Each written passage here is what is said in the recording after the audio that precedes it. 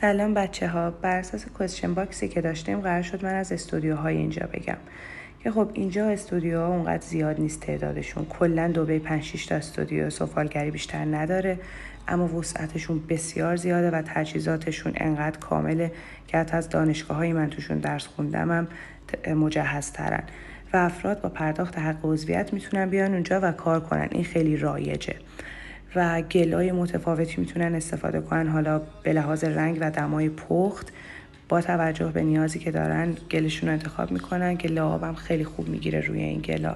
اینجا از لعاب براشینگ استفاده میشه، لعاب نمیسازن خودشون، مخصوصا لعاب پودری.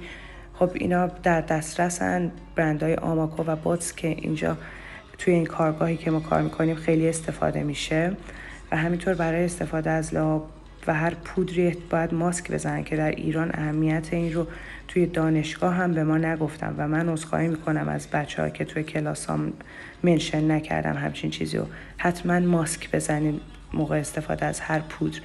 و در نهایت چیزی که رایجه اینجا کسای حق عضویت دارن میتونن مهمونی هاشون هم حتی توی این کارگاه ها بگیرن.